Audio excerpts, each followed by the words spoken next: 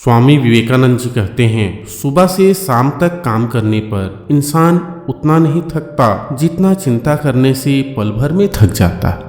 चिंता और तनाव उन पक्षियों की तरह है जिन्हें आप अपने आसपास उड़ने से रोक तो नहीं सकते, पर उन्हें अपने मन में घोंसला बनाने से जरूर रोक सकें। बहुत समय पहले की बात है, एक राजा था। उसका राज्य बहुत खुशहाल था और राज्य में धन धान्य की कोई कमी नहीं थी। प्रजा और राजा खुशी से अपना जीवन जी रहे। लेकिन एक वर्ष उस राज्य में अकाल पड़ा और पानी की कमी के कारण फसलें सूखने लगी। अकाल इतना भीषण था कि किसानों के सामने भूखे मरने की स्थिति आ गई। ऐसी स्थिति में वो राजा को लगान नहीं दे पाए। राजा धर्मात्मा था, उसने किसानों का लगान तो माफ किया ही, साथ ही अपना राजकोष भी अपनी प्रजा के लिए खोल दिया। इसका प्रभाव ये पड़ा कि धीरे धीरे राजकोष में कमी आने लगी, राजकोष खाली होने लगा। इन सब के कारण राजा का तनाव बहुत बढ़ गया। वो हर समय सिर्फ यही सोचता कि राज्य का खर्च कैसे चलेगा, मैं अपनी प्रजा का पालन कैसे कर पाऊंगा, उनका भरण पोषण कैसे कर। धीरे धीरे कुछ समय के बाद स्थिति सामान्य हो गई और अकाल का समय भी निकल गया। लेकिन राजा के मन में अभी भी अपने राज्य के लिए चिंता। राजा के दिमाग में अभी भी हर वक्त यही रहता कि अगर राज्य में फिर से अकाल जैसी स्थिति आ गई तो क्या होगा। अब तो धीरे धीरे उसे अकाल के अलावा और भी दूसरी चिंताएं घेरने लगी। वो सोचता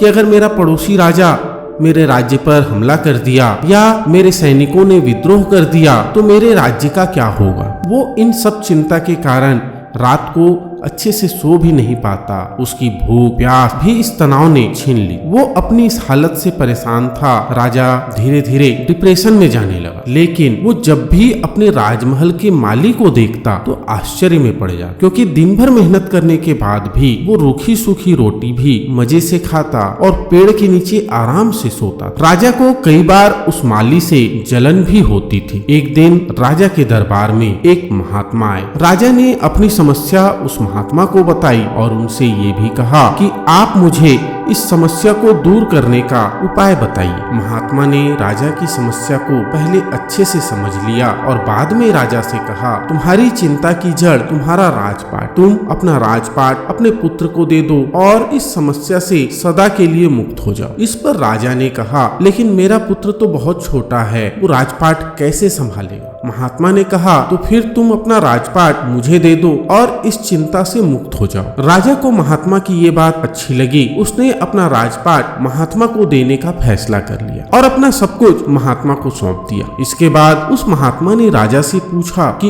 अब तुम क्या करोगे। राजा ने कहा कि मैं कोई व्यापार कर लूंगा। महात्मा ने कहा, लेकिन तुम व्यापार के लिए धन कहाँ से लाओगे। अब तो सारा राजपाट मेरा है और इसलिए राजकोष के धन पर भी सिर्फ मेरा ही हक है। राजा ने कहा, कोई बात नहीं, मैं अब कहीं नौकरी कर लूंगा। इस पर महात्मा ने कहा, अगर तुम्हें नौकरी ही करनी है तो तुम्हें कहीं और जाने की क्या जरूरत। तुम्हें कहीं और जाने की कोई जरूरत नहीं है। तुम राजमहल में ही रहकर मेरी ओर से ये राजपाट संभाल लो और मैं अपनी कुटिया में ही रहूंगा। राजा ने कहा, अच्छा ठीक है। अब वो राजा महात्मा की नौकरी करते हुए उनकी ओर से राजपाट संभालने लगा और महात्मा अपने आश्रम में चले गए। कुछ समय के बाद वो महात्मा फिर से राजमहल में आए और उन्होंने राजा से पूछा, बताओ अब तुम्हें भूख लगती है या नहीं, तुम्हारी नींद का क्या हाल है। राजा ने कहा, अब तो मैं हर रोज अच्छे से खाता हूँ और मुझे हर रोज अच्छी नींद भी आ जाती है। राजा ने महात्मा से पूछा कि मैं पहले भी ये काम करता था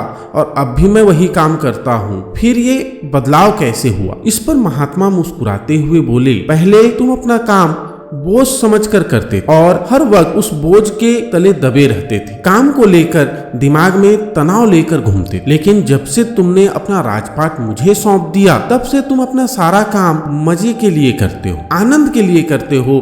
अब उस काम को करने में तुम्हें मजा आता है, इसलिए अब तुम तनाव मुक्त हो गए। राजा को महात्मा की बात समझ में आ गई कि कोई भी काम जब तक हम आनंद से नहीं करेंगे, जब तक हम उसे बोझ समझकर करेंगे तो उस काम से हमें तनाव ही मिले। दोस्तों, अगर हम अपना काम बोझ समझकर करेंगे तो हमारा तनाव और भी बढ़ेगा। इसलिए हमें अपना काम कर्तव्य समझकर करना चाहिए, आनंद के साथ करना चाहिए, जिससे हम उस काम को तनाव मुक्त होकर, टेंशन फ्री होकर कर सकें। ये छोटी सी कहानी हमें यही सिखाती है कि जो होगा देखा जाएगा। जिंदगी में ये फंडा भी बड़ा काम आता है। मैंने कहीं पर पढ़ा था कि अगर आप किसी समस्या के बारे में 5 मिनट सोचकर उसका हल नहीं निकाल सकते तो आपको समस्या की चिंता ही नहीं करनी चाहिए, उसे ऊपर वाले पर छोड़ देना चाहिए। आज में जिए, आज में रहें, आज में मुस्कुराएं। जो कल होगा वो आपके कर्म डिसाइड करेंगे। दोस्तों, कहानी कैसी लगी कमेंट करके जरूर बताइए। अगर कहानी अच्छी लगी तो वीडियो को लाइक शेयर करना ना भूलें, और अगर अभी तक आपने चैनल को सब्सक्राइब नहीं किया है तो चैनल को सब्सक्राइब कर लीजिए, नोटिफिकेशन बेल को ऑन कर लीजिए। मिलते हैं अपने नेक्स्ट वीडियो में इसी तरह की एक नई कहानी के साथ।